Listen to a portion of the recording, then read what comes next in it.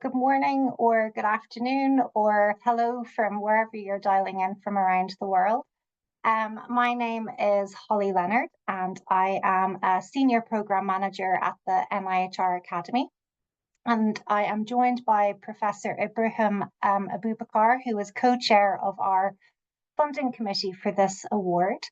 We're going to be talking about the NIHR Global Health Research Professorships Award this morning.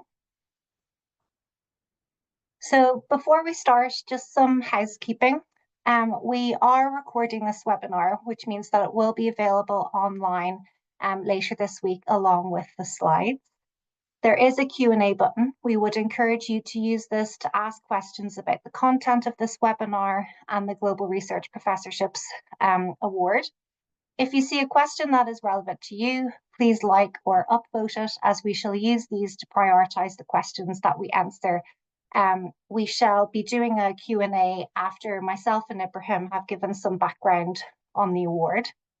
And finally, we have a chat function. So if you're experiencing any connection or sound issues, or you can't see my slides, then please do use the chat area and a member of our team will try to assist you. Can someone please let me know if you can see my slides just now? We can, Hollie. Great. So first of all, if you could please type into the poll box where you are joining from. A poll should appear here, just to give us an idea of where all of our interested applicants are coming from.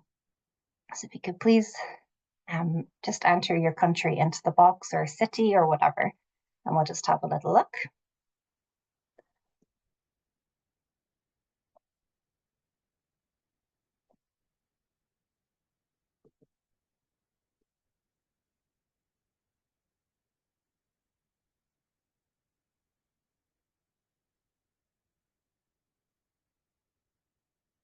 Great. I can see one person's coming in from Tanzania /UK, so welcome to you. Can you show the results of the poll, Vicky?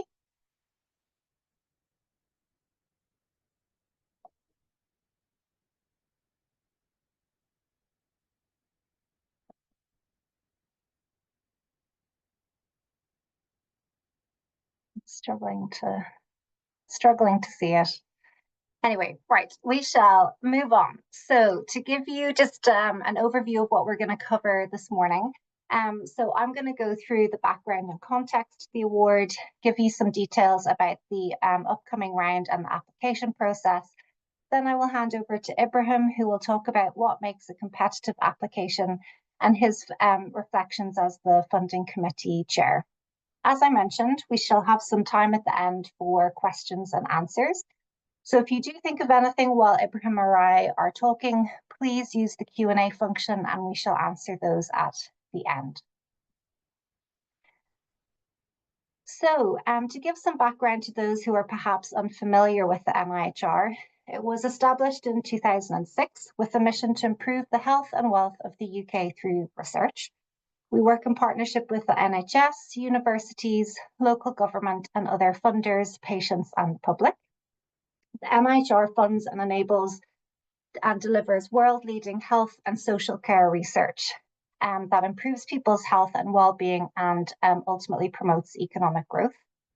The NIHR invests more than £1 billion each year in research, and this funding goes towards research projects, career development awards, and the people, facilities and technology that enables research to thrive. So the Global Health Research Portfolio, principally funded through the Official Development Assistance Fund, was established in 2016 and has since grown and developed at pace. So we fund high-quality global health research for the direct and primary benefit of people in low and middle-income countries, or LMICs, and strengthen R&D capacity and capability in both the UK and in LMICs through mutual learning and knowledge exchange. So we work very closely with the global health research community. We commission and invest in applied health research and training that responds to the diverse needs of LMIC communities, anticipating the evolving global burden of disease and addresses health system priorities. So our aim is to generate high quality applied global health research and training to address the unmet healthcare needs of people at LMICs. So our strategic priorities are to address the shifting global burden of disease, to develop health systems to identify and respond to population needs, building resilience to tackle future global healthcare threats, and importantly, strengthening research capacity in LMICs through equitable partnerships between LMIC and UK researchers. So our research programme is driven by the NIHR principles of impact, excellence, inclusion, collaboration, and effectiveness. We champion the involvement of LMIC communities in all aspects of the research we fund to improve its reach, quality, and impact. So onto the Global Health Research Professorships Award. So this award runs in tandem with the domestic scheme and has been offered since 2018. Since 2022, it's had its own separate Global Health Funding Committee, and this really highlights the growth of the scheme. It provides a step change for researchers to become outstanding research leaders in their field. Candidates should be able to demonstrate an outstanding research record. It is an annual award launching in autumn of each year. We usually open in September and close in December. And it's open to those from clinical and non-clinical backgrounds, and to those based both in the UK or in LMICs. It is a 5-year award, which includes funding for the lead applicant and their support posts. When we talk about support posts, we're referring to postdocs and PhDs. So on our guidance notes, we outline the configuration of having a 3-year postdoc, a 5-year postdoc, and a 3-year PhD. However, depending on the setting and the country you're working in, you will be able to outline the support capacity that you need to deliver your award or your research, and especially as we're expecting you to develop capacity in the research area. We also fund research costs. The research proposal will need to be underpinned by ODA eligibility criteria, operating impact, excellence, inclusion, collaboration, and effectiveness. The research proposal should strengthen research capacity and collaborations and have strong community engagement and involvement planned throughout the entire research cycle.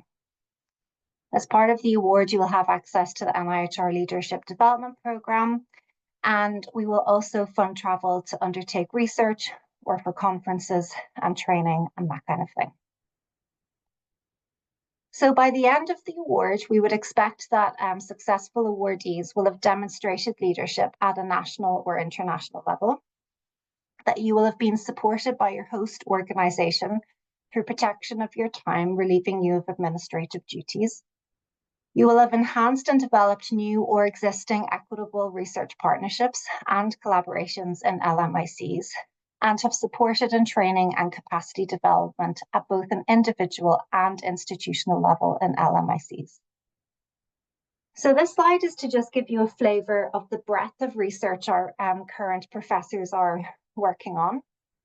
Applications are particularly welcomed from a broad range of clinical and non-clinical professional backgrounds, including public health and social care.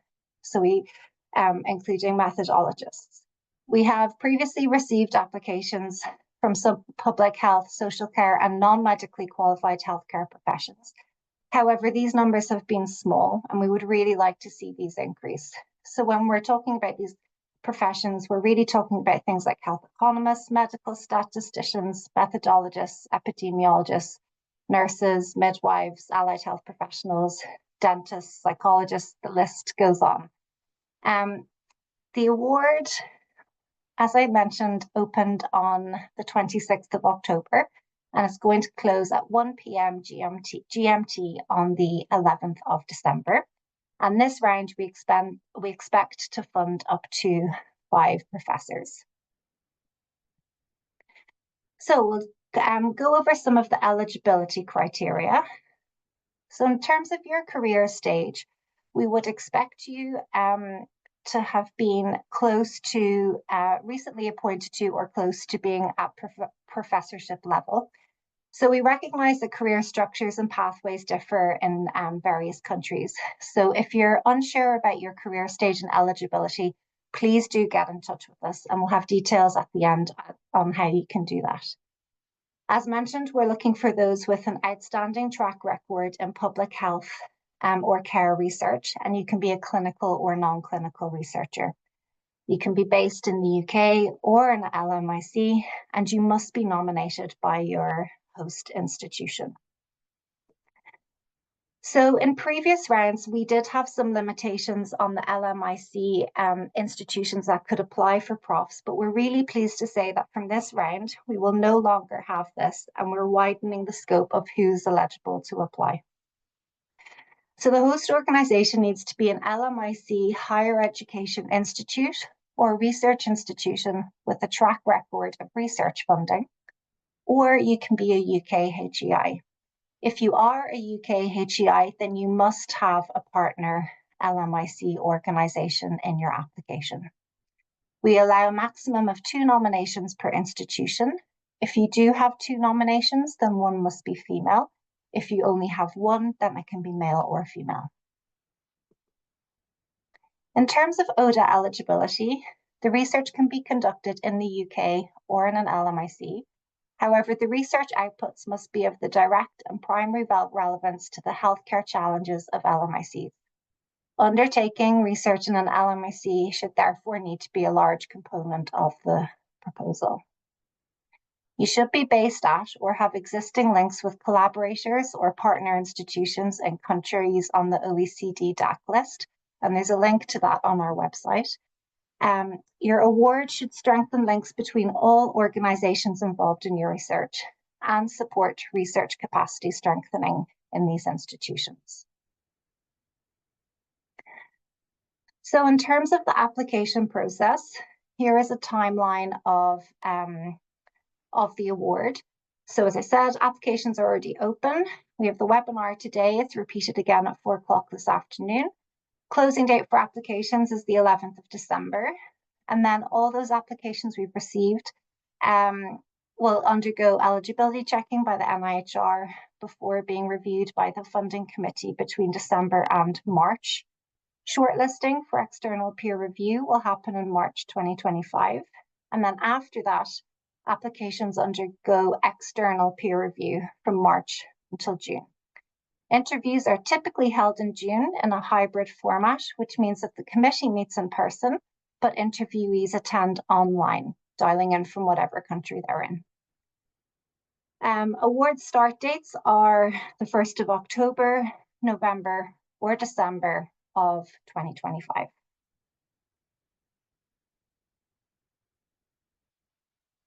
So it is a single stage application process on Aramis. Application guidance notes are available online on the website, and we would really encourage you to have those open as you're working through the application, as we say what we would expect to see in each section.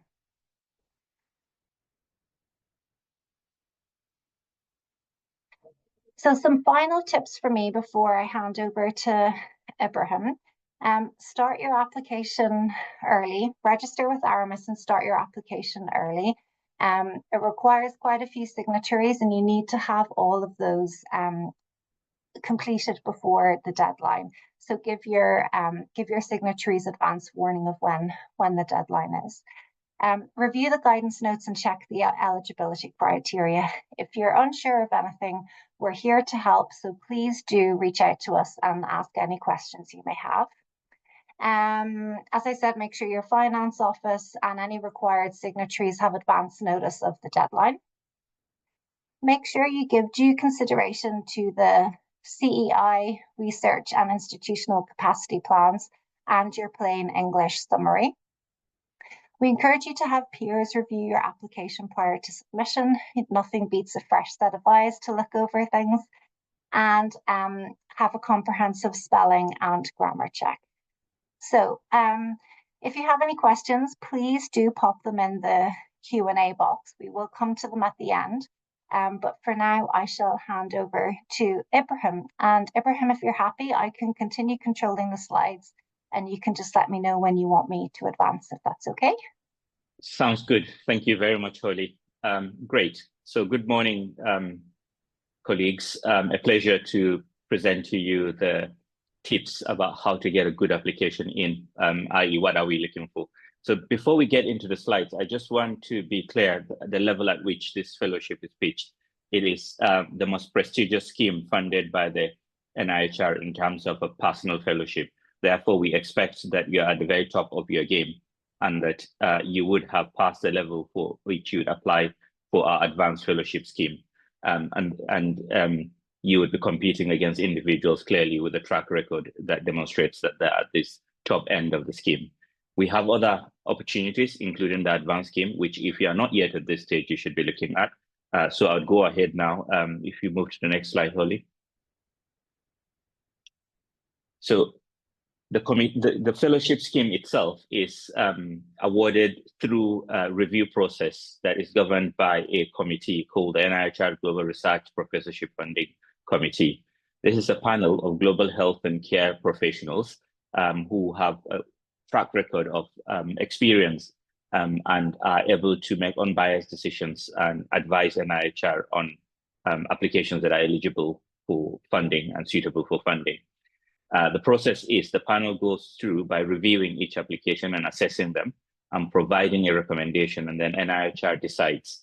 And they do that with very clear criteria, some of which I'll be outlining this morning for you to ask questions if any is unclear. There are 11 members of a committee, and this includes a chair and 2 deputy chairs. But from this year, we're changing to a scheme where we have 2 co-chairs. So I've chaired the committee for a few years now, and this year I would have a co-chair that would oversee the process with me. Next slide. So not dissimilar to many applications for a scientific project and for personal fellowship, many good applications would have characteristics that are common. The first one is that it's likely that the nominee, we would want to see a nominee who would make a long-term contribution to translational research, capacity building, and research leadership in their chosen field in an OECD development assistance country or countries in which they are working.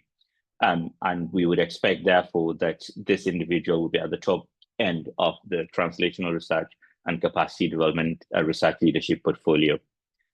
We'd want to see that how the project or the specific issue that they have identified for research is an LMIC priority, and it's an unmet need, i.e. someone else has not already answered it. And when I say it's a priority is identified by key stakeholders, including patient groups, the public, practitioners, or policymakers, but also show that their research program would actually address this problem that they've articulated, which is important. We'd want to see that you've outlined the project that would have an impact on both your career trajectory, but also your future. So where you're heading with your career, at the end of the professorship, you would have advanced. Next slide. So similar to all personal fellowship schemes, there are 3 core elements that you would look at: the person, the project, and the environment. And I'll start with the person. As I've alluded to repeatedly, and it's really important to restate this, we expect clinical or non-clinical researchers that have an outstanding track record in global public health or social care research. We expect they demonstrate an upward trajectory in their career in the last 5 to 10 years. So not only that they're excellent, but they are on a trajectory to continue delivering excellent work. We expect this to be backed up by superb outputs in terms of their publication reports, etc., and that they've secured funding for their research work to date. We expect evidence that the work they are doing is relevant to LMICs and they have strong collaborations and partnerships within LMICs. Obviously, this is even more critical if you are based in the UK and applying to do the work in an LMIC. We expect you to be able to demonstrate the projected impact of securing this fellowship on your career, i.e. over and above what a project grant would do. How will this shape your career going into the future? Next. So the project, again, this is quite similar to what you would expect of any project grant application, because the core of the science and social science you'd be delivering would have to be sound. And common criteria, which I think apply to this fellowship, but to others, is the quality of the research proposal you presented, clarity of your objectives, which are clearly justified. Ideally, the methods support those objectives, and preferably that you've got some preliminary data to suggest that what you're proposing is actually doable. We always suggest a balance. Do not be overambitious so that it's clear that it's not actually feasible, but also don't be too small so that it's kind of not ambitious and not realistic to address the questions you posed. For example, an inadequate sample size would be a fatal flaw. Ensure that you write as clearly as possible. Avoid inconsistencies in jargon. Clear writing, even for a scientific project, is really, really important so that reviewers can understand what it is you're communicating. Remember that this is a multidisciplinary team with some of your reviewers, though experts, coming from multiple different backgrounds. If there are challenges, please identify them and outline how you address them. We all expect, especially in translational research and in care research, that there would be elements of it that are difficult, and therefore attempting to hide them would mean that reviewers find them and then you don't have a chance to address them. While if you're upfront with them, you're able to say what you've done to mitigate against those challenges. Ensure that you're addressing the questions you post and that those questions are unanswered and that you'd have potential impact.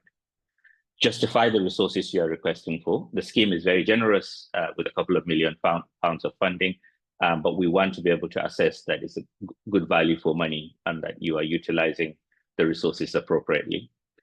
We'd want you to demonstrate the likely impact of research to patients, the public, to public health, and to services.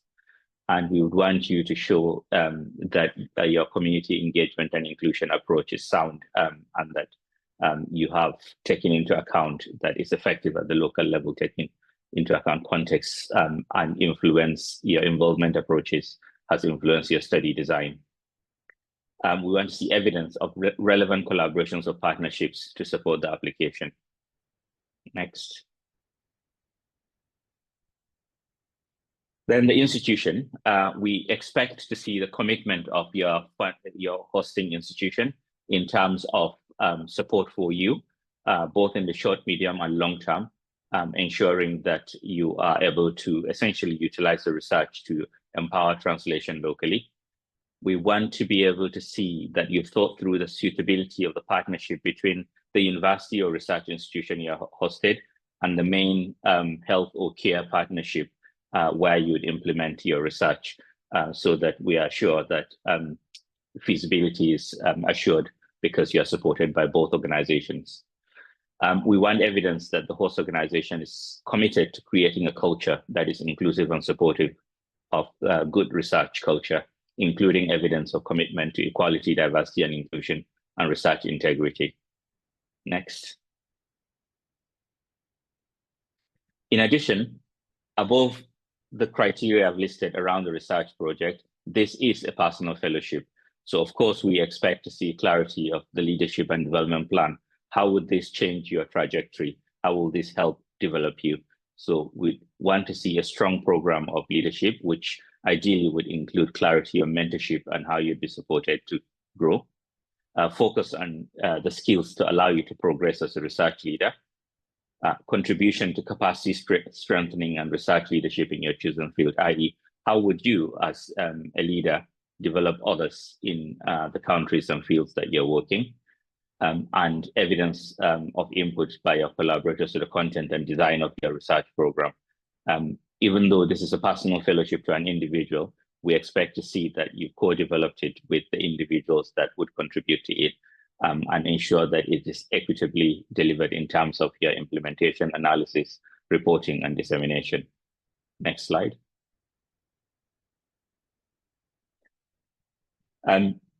As this is our premier flagship scheme, we expect it to have impact. And we expect it specifically because it's in global health to have impact in lower middle income countries that are on the overseas development assistance eligibility list. We expect demonstration as to how and why a specific issue or discipline has been identified for research, because it is an LMIC priority, and why it is an unmet need for that LMIC setting, and how your program or partnership would address this research gap. We expect you to justify the long-term individual and institutional research capacity strengthening that your proposal will result in, and the long-term impact in terms of institutional capacity strengthening for the LMIC host or partner institution. Next slide. So that is a summary of the various elements that we look at when assessing the applications. There are a few links here about where you go next to apply, as outlined by Hollie earlier. The first link takes you to the overall web page, and the second one gives you detailed guidance on how you fill the application form, and the third notes around the application process, and the third one takes you to the application form guidance, i.e. how you complete the form specifically. A lot of the information I provided is actually on these websites, so if you haven't been taking notes, in addition to listening to this webinar subsequently, you can also find this information on the website. So I would suggest we move on now to the next stage of the conversation, and we would look at your questions. Great. So we have the first one here says, if the entire award is based on research in research administration and capacity strengthening in an LMIC, is that allowed? I'll maybe give my thoughts first, and then Ibrahim, if you want to come in as well. So really, you would have to demonstrate and justify how it meets ODA eligibility. And how it is addressing the unmet needs of the populations in the country that you're planning on doing that research in. Ibrahim, would you have anything to add? Yeah, so if I understand the question correctly, the question is, if you design a project that is about research administration, for example, how to project manage a research project, I'd argue that it will be a stretch to be able to demonstrate impact on health or social care on a project that is actually on a process to do research. While I'm not underestimating the importance of us ensuring that people are able to do high quality research, for a personal fellowship that is primarily focused on developing research process, i.e. project management or financial management, etc., it would be difficult to show how you would alter the health of that population, because it's quite indirect. Yeah. Great. So the next one, are unsuccessful applications from previous rounds encouraged to reapply? If someone was shortlisted and took part in an interview for a previous round but was unsuccessful, is there any specific advice to them regarding what to focus on in the reapplication? And I'll let you take that one, Ibrahim, as the co-chair. Yeah, so previously applying in itself is not an exclusion from applying again, but I would suggest that anybody applying again takes into account any feedback they would have received, and ensure that if there are fatal flaws to the project, you don't resubmit exactly the same proposal. If there are elements of weaknesses in your own track record as a leader, you make sure that you do the work needed to strengthen those elements. And if you need to redesign the project in some substantial way, that you do so before you present an application. Hollie, the next one is actually reasonably straightforward. Whether a PhD is required or not. We would expect at this level of research that individuals are way past the doctoral stage of the application, and that they are postdocs with many years of experience, and have developed their own research program and a research leader by themselves. But clearly, not every researcher at the most senior level goes through a PhD. So it's entirely possible, but increasingly unusual, for someone to be a research leader without a PhD. So it's not an absolute exclusion, but the vast majority of individuals would have gone through the traditional pathway of having done a PhD, a series of postdocs, an advanced fellowship, and then ultimately applying for this at the top of the personal development schemes. Yeah. So the next one, as part of personal capacity development, would this scheme support the acquisition of new skills for which the applicant has no relevant experience, but that they would like to develop to support future career development? I think it is rather unlikely that you'll be competitive if you are discipline hopping. We do encourage and think that interdisciplinarity and being able to move between disciplines is critical to development. But this particular fellowship is aimed at people at the top of their discipline and career path. And therefore, it's really unlikely that if your whole purpose is to learn new skills in a new discipline, that this is the right scheme for you. So the next one says, can I apply if I'm based in Australia and partner with a university in an LMIC? So unfortunately, your host institution has to either be in the UK or be in an LMIC. So I do not think you will be eligible to apply if your host is in Australia. The next one says, how are periods of lower research activities such as COVID-related clinical responsibilities and secondment taken into account? So for that one on the application form, we have a contextual factors box, and we would encourage you to put in there anything like this. If you've had to take any career breaks for any reason or secondments for whatever reason, you will put that in the contextual factors box, and the committee would take that into consideration. Ibrahim, do you have anything to add to that?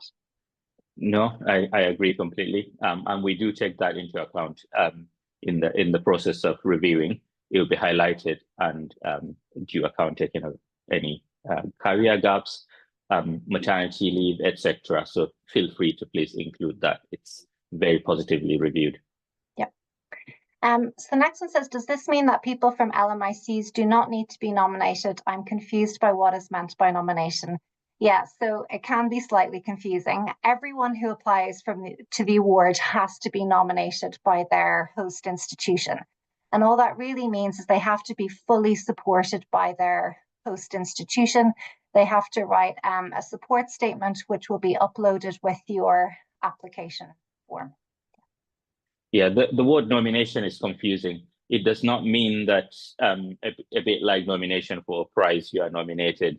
It means that you have the full backing of your institution and you're selected by the institution as one of their 2 eligible slots for this year, which means if there are multiple applicants that are vying for it, we would expect that the institution has selected you as one of the 2 applications to support, rather than some other special form of nomination. You will still need to write the application, and the institution would just have to do all the things that they would do around any fellowship or research grant, of writing a support letter for you, of costing the application, and of demonstrating that they're fully supportive of your application.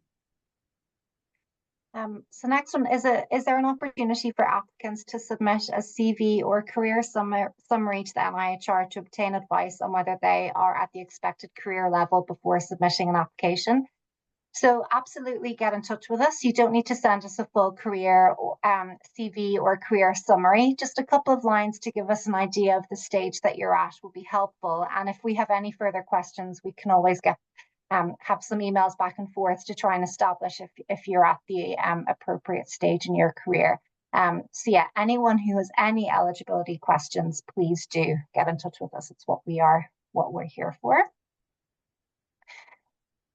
Is it mandatory that support posts are based in the LMIC for UK applicants, or can they be employed by the UK university but work in an LMIC? So if you are a UK applicant and have multiple support posts, we would expect that at least one of them is from and based in an LMIC, because it's all about building and strengthening research capacity in the LMIC. If you have multiple posts, it will be fine for one of them to be a UK postdoc based at a UK university. We would expect them probably to be traveling out to do some work in the LMIC. Ibrahim, do you have anything you want to add to that? No, I think that sounds right. I would not expect that you would primarily fund a UK-based group, but there is no exclusion to having if you have more than one post, and you have already an established research program that includes multiple postdocs. Then it's about justifying really primarily that the work you're doing benefits the LMIC, and then negotiating the different posts and how they work to deliver the program of research. So next one, do I start the application via RMS first, or do I need to be nominated by my host institution first? We maybe covered this, but just to clarify, you need to have the full support of your institution. So I would suggest that before starting the application, you make sure that they're going to be able to fully support you. Once you know that, then obviously get cracking with the application. Yeah, Holly, I think the word nomination is really confusing, right? Because it feels like people think it's some active process where you are nominated to NIHR. No, the nomination comes in as part of the application. It's not a separate thing where your institution writes to NIHR to say, we are nominating so and so. So of course you should look at the content and what we are wanting. And one of the things within the application process on Aramis is the full support of your institution. You cannot submit the application without that. And so you should secure that and then complete the form Yeah, I think order. Maybe to give some background to it, I think it is a hangover from when this grew from the domestic scheme, where we maybe had a UK institution that had 5 people who wanted to apply, but they could only allow 2. And so the host institution would have an internal process where they would select or nominate 2 from those 5 to go through to the awards. I think that's where the word nomination comes from.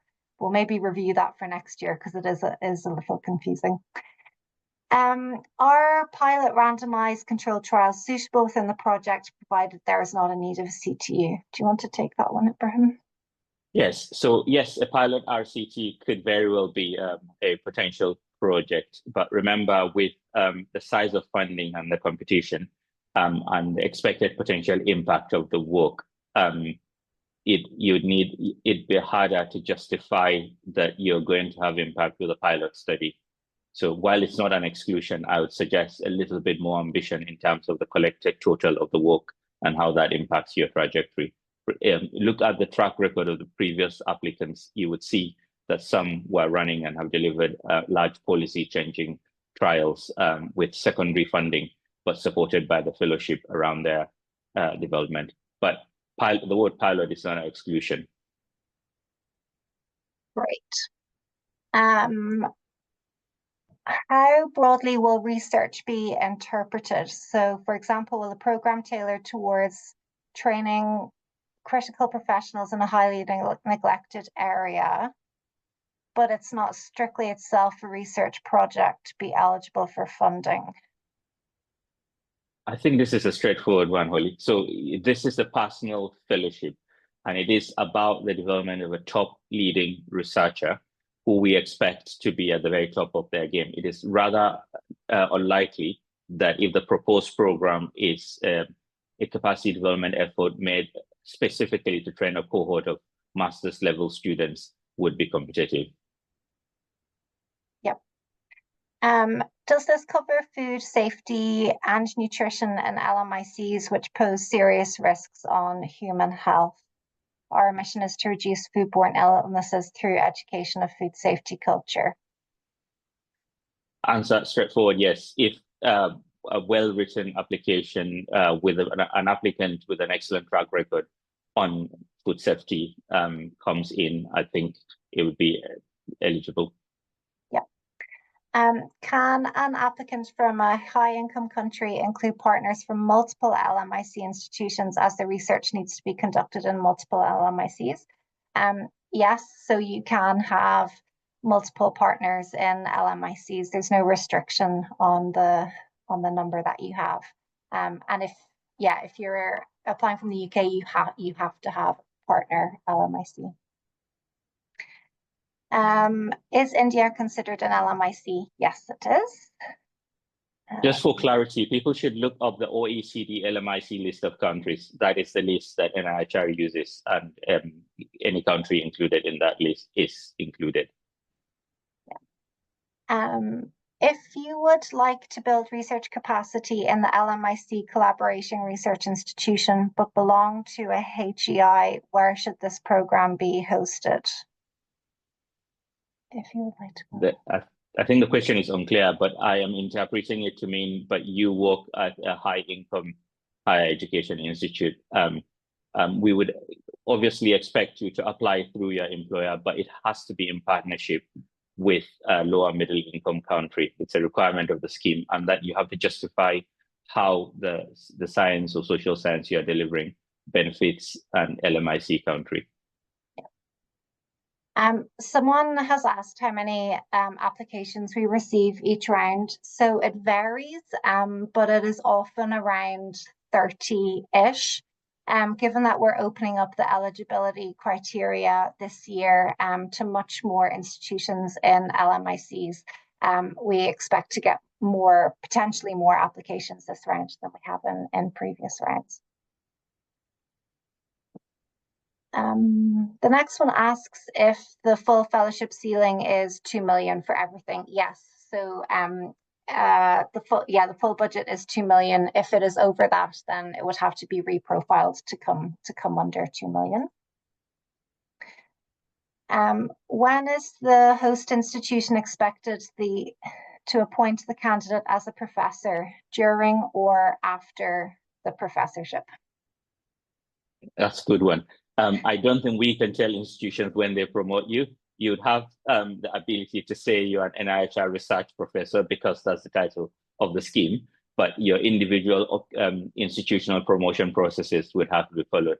In my experience, most people that secure this fellowship very easily get their institution to award them a professorship during the fellowship. Is there a ceiling on what could be applied for research direct costs, and how much indirect costs are allowed?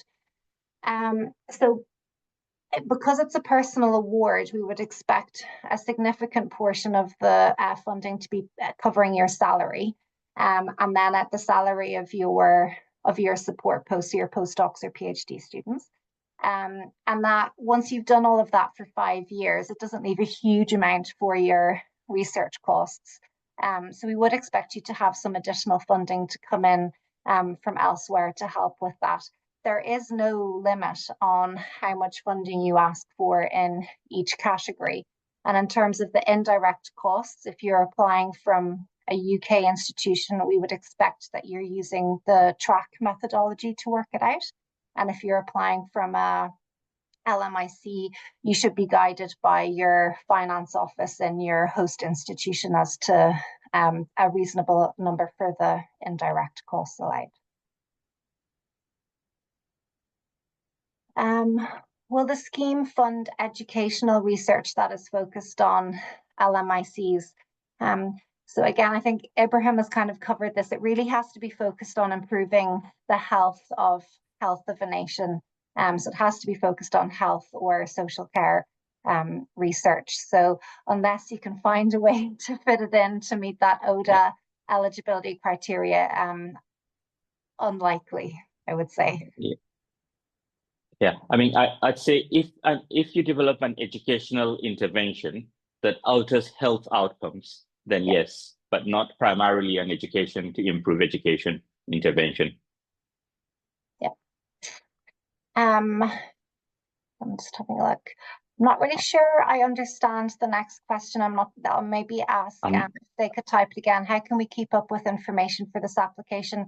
So any updates to this, we would email applicants directly and keep an eye on our social media channels for any updates to the award. Does the project support different themes of research work in a field, or would you be looking for a single project?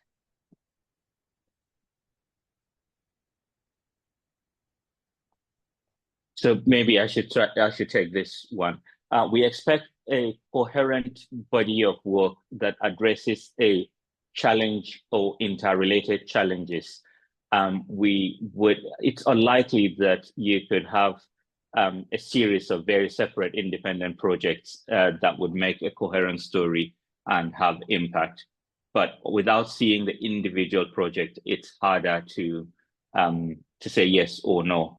But by and large, most projects would have a very clear narrative and question. And then within that, obviously, there will be programs of work packages, or approaches that collectively result in an answer. And sometimes there's a single body of work. Sometimes there are a series of interrelated pieces of work that solves the particular challenge or research question that is unanswered. Is the maximum number an institution could nominate 2 or 3? You keep referring to 2, but it seems like 3 could be nominated if the third one is from a minority background. So this is where it can get a little bit confusing. For the Global Health Research Professorship, it's 2. If you're applying to the domestic scheme, you're right, it's 2 or 3 if the third is from a minority background. We do not have that stipulation in the Global Award, so it's just 2 for global. Can a member of the applicant's team be expert in and responsible for certain work packages that the applicant may not have expertise? I'll let you take that one. Yeah, it's a straightforward yes. We would expect that while the body of work, because it is a personal fellowship, is led by you, that you may have people in the wider research team. For example, you could have a postdoc in a complementary discipline and have co-supervision of that postdoc by one of your partners that then complements your own expertise to deliver the body of research that you are delivering. So next one, can a sabbatical in another high-income country other than the UK be allowed for UK applicants, for example, going to the WHO or another major global health group? Yeah, yes. So yeah, the answer to that is yes. Yeah, that is allowed. Can an applicant from an LMIC have partners, such as PhD students and fellows from the UK or other high-income countries? Yes. So if you're applying from an LMIC, you can. I'm now doubting myself. I'm pretty sure you can have a UK partner. You would have to justify why you have a UK partner, as you do with any partners in your application. Yeah, the only caveat I would add would be other HICs. So if you'd have, say, a North American partner, would expect them to be funded, if they're based in North America, to be funded there, not by this grant. Whereas if they're coming to work in your research group, they will essentially treat them as an LMIC applicant because they'll be applying through your institution. How much salary coverage is expected for the professor is part-time? Okay, so it is more or less a full-time award. The minimum we would allow is 80% of your salary, and you would have to provide justification as to why you're applying for 80% rather than 100%. Someone has said that both their institutions belong to one LMIC country, one LMIC. So that's fine if your partner is in the same country. Your partners don't have to be in different LMICs. Salaries in LMICs for support posts are often much lower than in high-income countries. Does it mean that more support staff can be appointed in an LMIC, although the program states 3 support posts? That is a good question. For any of the support posts that you have, you would need to justify why you have more than 3 and why that configuration is suitable to the program of research that you have planned. So if you are applying for more than 3, you would have to strongly justify it. There are some stipulations within that we only allow for training and travel for the 5-year postdocs. It would just be salary support for the other support posts. And of course, we would expect this scheme to reasonably recompense people working on the project. So while you'd have to go with the institutional salary scale of the employer in the LMIC, would still expect that you are asking reasonable pay there. for people. How does the NIHR ensure that applications benefit LMICs and do not advance the careers of HIC researchers using LMICs to conduct research? That's a good question. As we've said repeatedly through this webinar and in the guidance on the website, the aim of this scheme is to advance research that will benefit low and middle income countries. Necessarily, a lot of that research will be conducted by PIs in low and middle income countries. And we specifically have processes in the scheme to make sure that we are able to rate appropriately and give a fair chance to LMIC researchers. Having said that, there will be instances where the best researcher and collaboration is a UK-based person. Sometimes they're individuals from LMICs based in the UK, sometimes they're UK researchers. And as long as they can demonstrate that they're doing that equitably in terms of both the science and the distribution of resource, and that the work they're doing would benefit that LMIC country, then we're not excluding that as well from our approach. Someone has asked what salary scale needs to be taken into consideration. So I would say if it's for the professor, for the lead applicant, it is whatever salary your host institution is paying you and that projected scale. Is there an age limit for the applicant, and is some research equipment allowed? So there is no age limit, but you have to show that you're on a steep career trajectory. And in terms of research equipment, you are allowed to cost it in. If it's over £5,000, then we usually suggest you lease it, but that is all worked out as part of the contracting process. And if you've any specific questions on that during your application, we would encourage you to email us and ask us. Just having a little look here at the ones that are left. Are the support posts that whole time, or could you have more support posts but at a total of 3 full-time positions? So 2 at full-time and 2 at 0.5.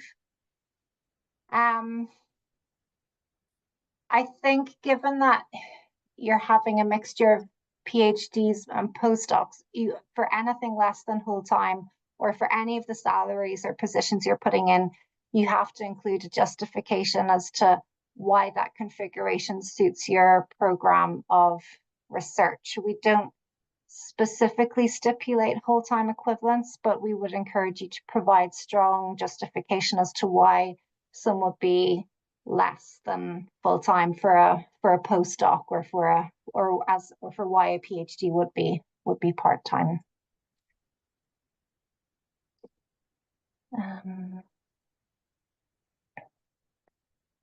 Do all the support posts need to be filled, or is one PhD student okay? So as we said, you can have a configuration that suits you. You just have to justify how that fits your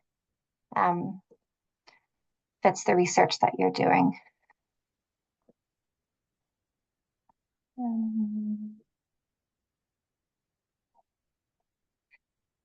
Okay, I wonder, Ibrahim, if you want to answer this one. What information might be needed in the application documents to show the existing partnership between the research institution and a university?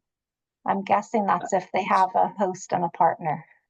Yeah, so we'd expect to see a support letter from both institutions, and we'd expect the institutions to show that they recognize that you're working across those 2 boundaries, i.e., one, the academic partner, probably likely potentially your employer, and maybe the other partner where the research would happen, maybe it's a hospital or similar, and that the 2 things are working together to deliver the program of work if you're in 2 separate organizations. We'd expect to see in the body of the research and your method and how you describe the way you'd implement it, that you've accounted for the fact that you're working across 2 institutional boundaries, and where appropriate that it can work across the 2.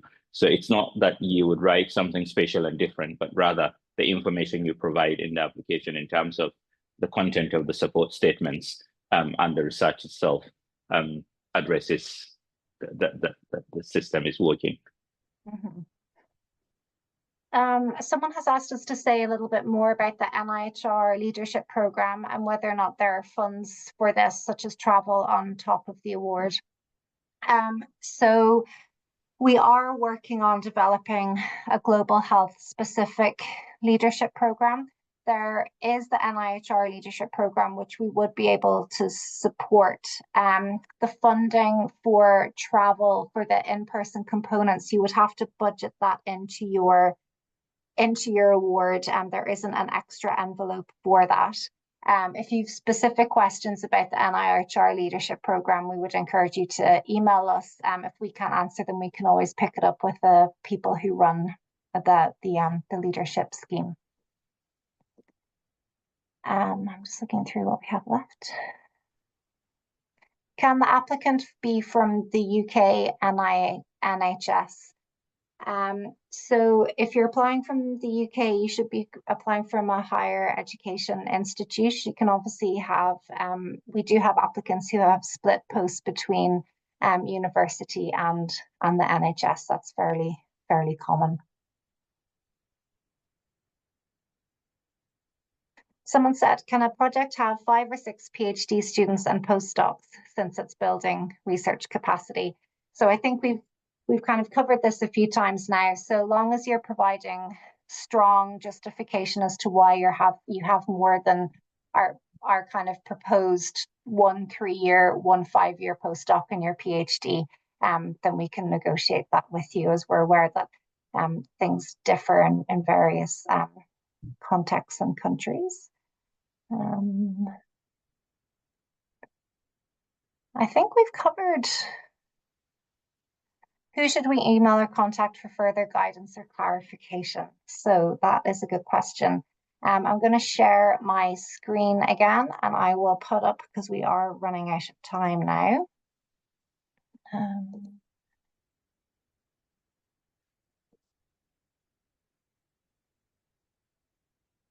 So here you can see various ways to keep in touch with us. So you can follow us on X at NIHR Global. If you take a quick snap of this QR code with your phone now, it will take you to our guidance notes online.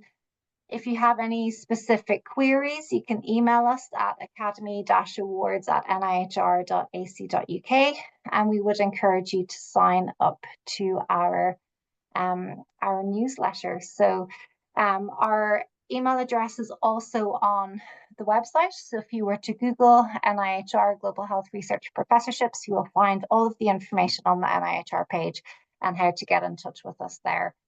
So please do look that up. And I think that brings us to 10 o'clock. So thank you very much for joining us, Ibrahim, and to all of you for all of your questions and engagement. And please do reach out to us if we haven't covered anything here for you today. Thank you very much, everyone. Goodbye.